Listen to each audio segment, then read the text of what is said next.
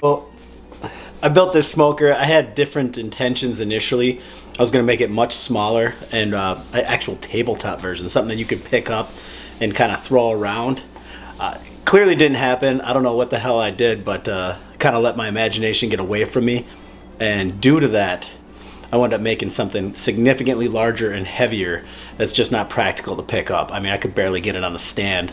This was a nice little trailblazer. So yeah, this smoker here, this offset smoker, definitely works. It's made some good product already. I've already had a couple of really good cooks out of it.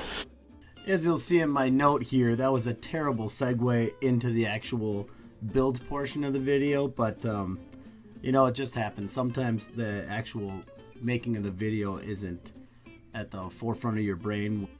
Alright, here I'm cutting one of the edges of the square for the firebox, and then I'm just gonna weld it all up. I like to go in, I don't know, like 1.5 inch to 2 inch beads and kind of move around a little bit just to minimize the amount of heat that I put into the box itself. But now that I've got it all welded up, I'm just going to grind it down, knock down some of the splatter, and smooth out a couple of the high portions of the welds.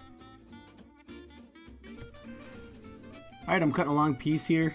And I'm actually going to cut this thing into 2 different pieces. It's going to be the V portion, which is the bottom of the smoke chamber itself.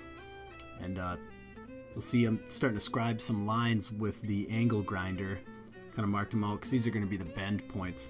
I definitely should have bent toward the cuts, not away from them, which you'll see here in a little bit. It kind of exposes those sharp edges. It's really ugly, so that's definitely something I'll do in the future.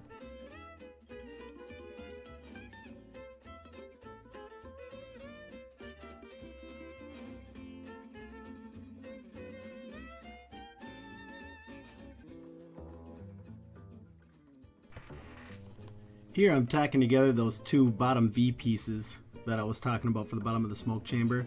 Let's get them tacked up, then I'm going to use some magnets to hold it in place while trying to tack it to the main smoke chamber here. And those little mag tab things, they work really well. Definitely make the job a lot easier, especially when you're working by yourself. And I'm just going to get a bunch of tacks on here, make sure everything's nice and straight before I weld anything out.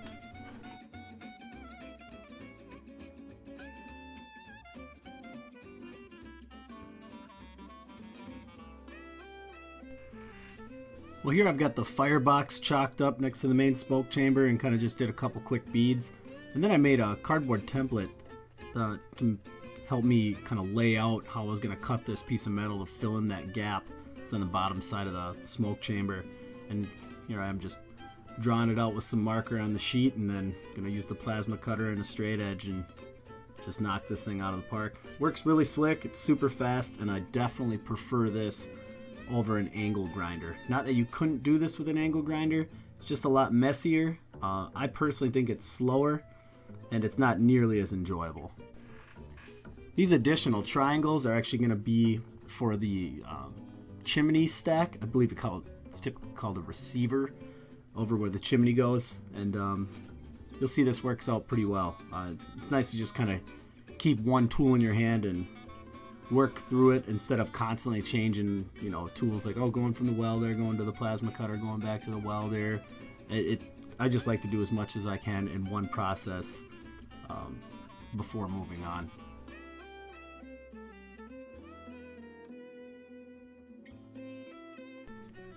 Here I'm using a couple of magnets just to get this little triangle piece in place. That'll actually be the top portion of that receiver. And since it's a top, that's the reason I cut off this square portion quick. I put the square chimney up there and that was the size. And here I'm just cutting out some additional rectangular pieces that'll kind of go between the top and the bottom of that receiver to connect up with the chimney.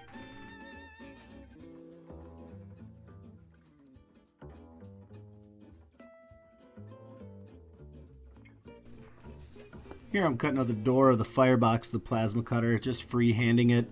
Doing some decently straight lines, but it's not that big a deal. And I just pull it out with a magnet tool. And then I'm going to cut up a thick 1/4 inch piece of plate steel.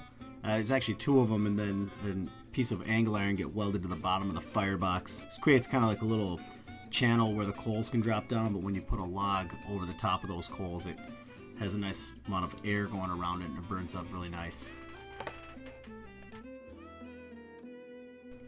Now it's just cutting up some of the door trim and tacking that all in place, and this will be the door. I'm gonna prop it up and use these little silver bullet hinges, and then get the door tacked in place.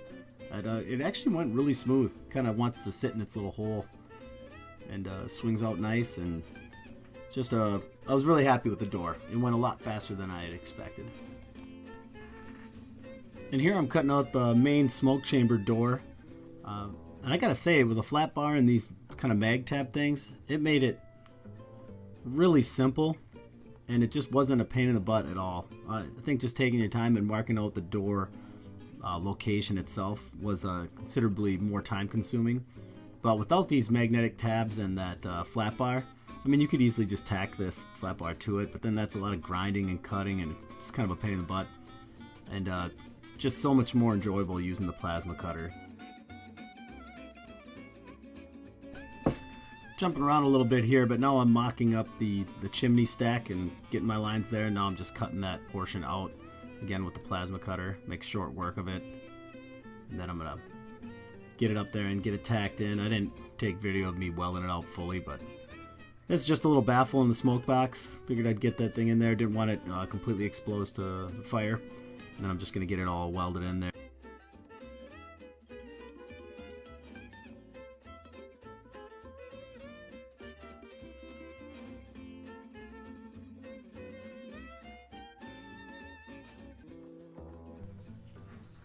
These pieces of angle iron are actually going to be what hold the cooking grates in place, and I just want to taper a couple of them off.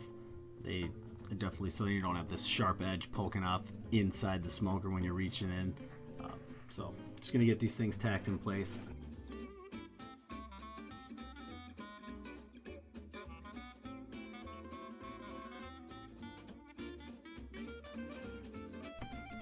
Now it's onto the 3/4 inch square tubes.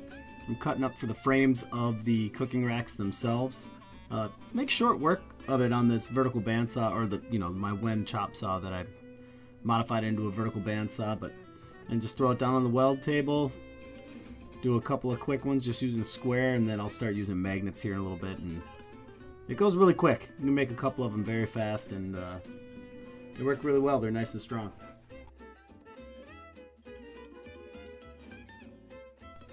Now I'm breaking out the plasma cutter again. I gotta say, I just like using it. You could easily do this with a grinder, no problem, but it definitely does it nice and smooth with the plasma cutter, and you can freehand it or use a straight edge like I was doing there, and it just goes really fast. It's a nice clean cut, and again, I'm just not burning up discs or anything. Just really like it, and I would highly recommend it. I'm very happy with my investment into the plasma cutter. And then it's just a matter of tacking them onto the frames, tacking the grates onto the frames. And you don't have to tack every single connection point. I just do because it's really not hard. It goes fast. It's kind of fun, and then it just really makes them that much stronger. And then you don't have kind of that rattly noise when you're pulling them in and out.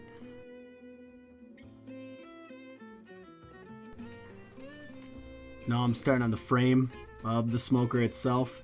This is what the wheels will be attached to, and kind of have the upright posts. And I really don't care for how I went about this. I mean, the frame itself is fine for the stand.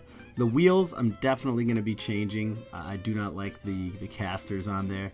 I'm going to go with a bigger set of like wagon wheels. I'm going to modify this cart, or the actual base of the smoker in the future. And then also on one side, the chimney side, just have some solid legs that have a little bit wider base. The finished product is a little on the tippy side, and I just don't really care for that at all.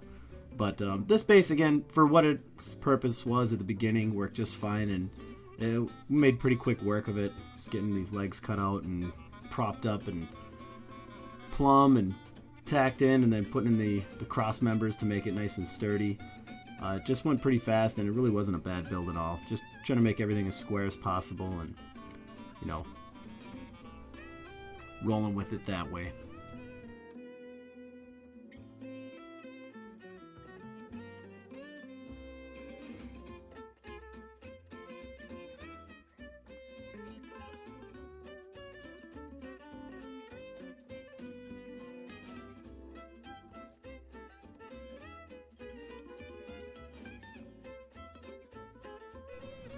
Yeah, so here's me welding on those casters. Again, even if I'd have just used some plates to put the casters a little bit further out from its center of mass, it would have definitely been better.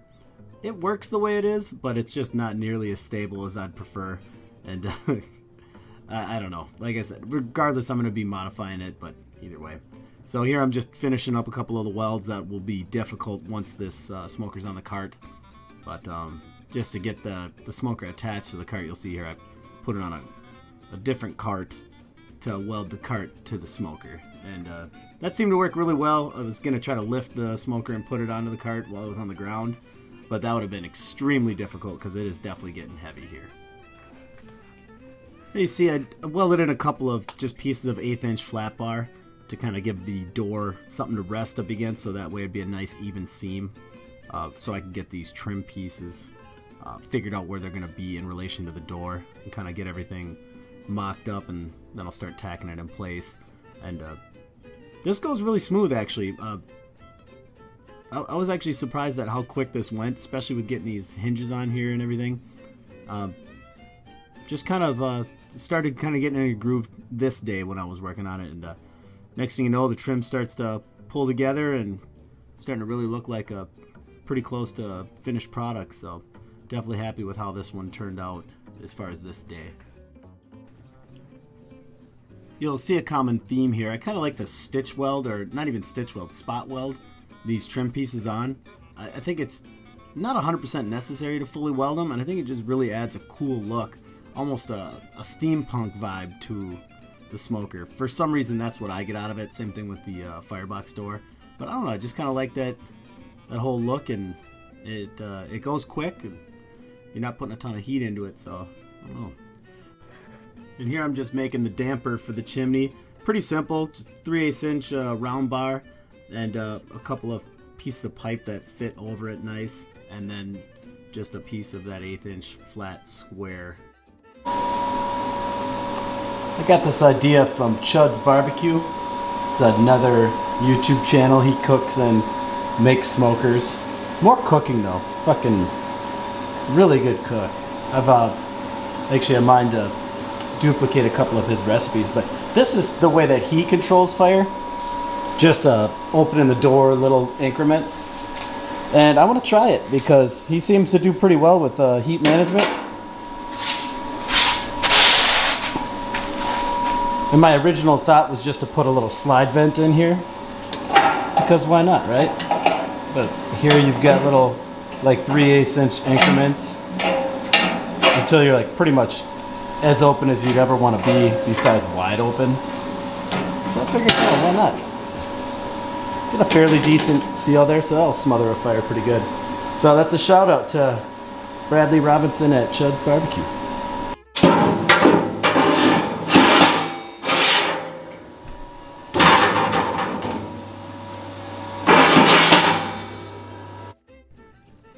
I'm just cutting a hole out for the drain for the main smoke chamber using a template that I bought off Amazon. And this is a chunk of tubing for the handle, as you'll see here in a little bit. The fuck happened there? Alright, I actually got this thing all finished up about a week ago. I was just editing the video and I realized that I didn't have any pictures past when I messed up on welding the handle together here. But there's the handle on there. It spins a little bit, just like that. Keeps nice and cool. Got the gauge on there right now. I'm pretty darn hot because I just put a log on there, 400 degrees, but I also don't mind me. Don't bother me. Also got the drain installed there. I just welded on a bushing and then put another reducing bushing in there, and I got a little 1/4 inch valve. Works pretty good. The stand sucks. Those 4 casters was a bad idea, and I don't even know what I was thinking. Just probably in a hurry or something, but I'm definitely going to modify this so that on the Firebox end I'll have larger, almost like wagon wheel looking things, and then on this end I'll definitely put just solid feet that'll branch out too, because it's pretty darn narrow, so the feet will branch out to either side, making it more squat and stable so it's not as tippy. It's not terribly tippy right now, but I mean, as you can see, I got it on a wood deck, and we definitely have beers around here, so if somebody were to fall into that, it would definitely be bad. There's the firebox. Got a good draw. Well, as soon as I open it, it's not a good draw anymore, but get some hickory on there. And right now, you can see how the drawer is slightly open. The lid is. And that's actually because of these pork belly pieces that I have on this tray.